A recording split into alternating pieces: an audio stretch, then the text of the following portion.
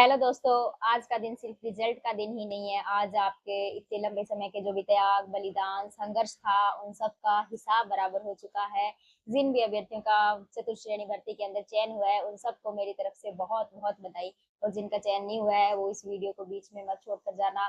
शायद इन लोगों के जो कमेंट्स आएँगे या जो भी मैं वीडियो के अंदर बताऊँगी, उससे शायद आपकी जो तैयारी है, उसको दोबारा मजबूती के साथ आप शुरू कर पाओ। तो जब एक रिजल्ट की पीडीएफ खुलती है, तो वो सिर्फ एक पीडीएफ ही नहीं खुलती, आपके कई सालों का जो संघर्ष होता है वो सब सामने आ जाता है।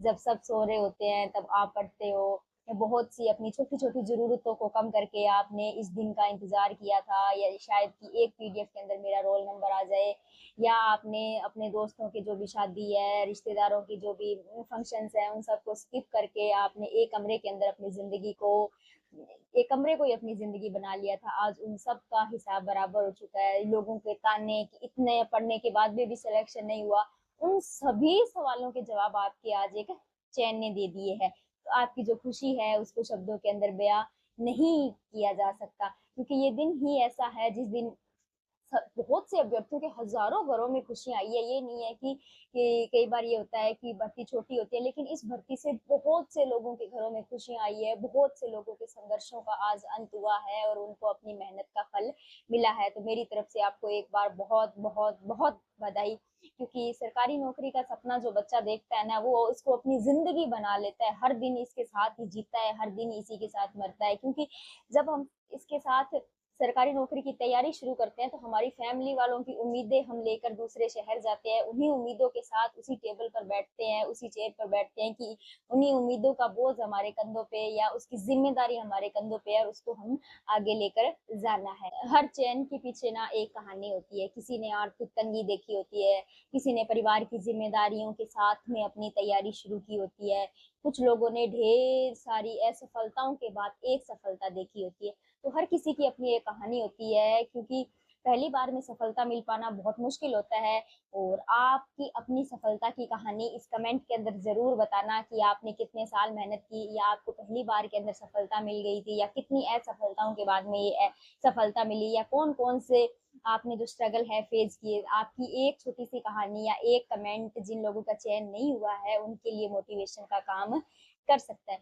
क्योंकि बहुत से लोगों का ये होगा कि ये पहला चयन नहीं होगा, बहुत से लोगों का दूसरा चयन भी होगा, तो आपके लिए तो और भी ये गोल्डन चांस है। अब बहुत से लोग आपको यही कह रहे होंगे कि क्या है, चतुश्रेणी के अंदर ही तो सिलेक्शन हुआ है। लेकिन आप ये देखना, उन लोगों की बातों को नजरअंदाज करके ये सोचना कि आपने इसके लिए कितने सेक्रीफाइस किए थे, कितने त्याग, कितने बलिदान किए थे, कितने माता पिता ने अपनी जरूरतों को छोड़ के उन बच्चों पर, अपने बच्चों पर पैसे लगाए थे कि उसको एक सफलता मिल जाए। और दूसरी बात है, कोई नौकरी छोटी या बड़ी नहीं होती, हर काम की अपना एक इज्जत होती है।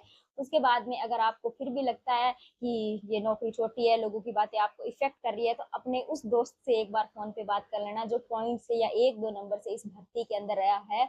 क्योंकि उसको इस नौकरी का महत्व या एक नंबर की कीमत या चतुर्श्रेणी के अंदर जो नौकरी है उसकी कीमत आपसे ज्यादा उसको पता होगी। क्योंकि वो एक कहावत है ना मिले तो सोना, मिल गया सो मिट्टी, वो वाली बात है। लेकिन और दूसरी बात है कि मेरा मानना तो यही है कि अपनी इस खुशी को लोगों की बातों से इफेक्ट मत होने दीजिए। आपने इस खुशी के लिए या इस दिन के लिए बहुत लंबे अरसे से इंतजार किया है, बहुत टाइम के बाद में आपकी ये खुशी आई है। तो लोगों की बातों को नजरअंदाज करना, वो तो बोलते ही रहेंगे। अगर आप इसके बाद में कोई और बड़ी भर्ती में भी लग जाओगे तो भी वो इसी तरह ताने देते रहेंगे। बाकी आपने मेहनत की है, आज एक सरकारी नौकरी पाना बहुत मुश्किल हो गया है। इसके अलावा एक रिक्वेस्ट मेरी उनसे रहेगी जिनका 2-3 भर्तियों के अंदर चयन हो चुका है और 4th ग्रेड में हुआ है, तो इससे हायर पोस्ट पे अगर हुआ है तो आप उनको ज्वाइन कीजिएगा, इसके अंदर ज्वाइन मत कीजिएगा। क्योंकि आज आपके घर जो खुशी आई है, तो शायद वो वेटिंग लिस्ट के हिसाब से दूसरों के घर में भी खुशी आई। क्योंकि एक नौकरी या एक साल बच पाना किसी का बहुत बड़ी होती है। वो आपको दुआ देगा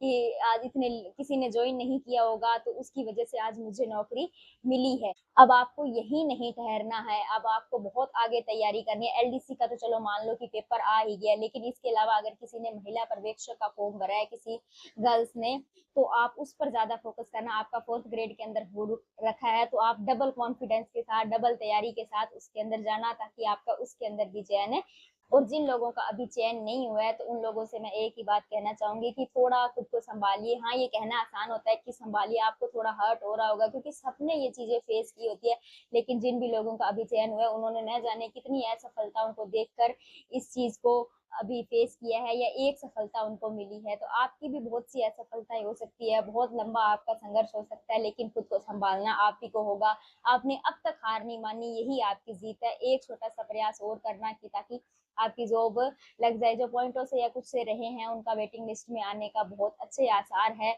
बाकी अब आपके मन में सवाल भी होंगे कि आपको अब कब जो जिनका चयन हो गया है कि कब अब आगे ज्वाइनिंग कब मिलेगी या क्या क्या प्रोसेस रहेगी। तो देखो, अब ये जो 4 जुलाई वाला रोजगार मेला, इसके अंदर अगर आपका एलडीसी का पेपर है तो आप नहीं जाओगे तो भी कोई बड़ी बात नहीं है, और अगर आप फ्री हो तो आपको जरूर जाना चाहिए। उतनी भीड़ के अंदर आप वहां बैठोगे उस चेयर के अंदर, तो चेयर पर तो आपको एक एहसास होगा, आपके वो संघर्ष वो सभी चीजें आपके सामने घूमेंगी, आपको खुशी होगी। तो हो सकता है तो अपने पेरेंट्स में से भी किसी को साथ में लेकर जाने। हालांकि वहाँ एक प्रशस्ति पत्र बधाई संदेश ही मिलेगा, लेकिन आपके लिए वो भी बहुत कीमती होगा क्योंकि आपने वो अपनी मेहनत से अर्जित किया है, ना कि आपने पैसों से खरीदा है।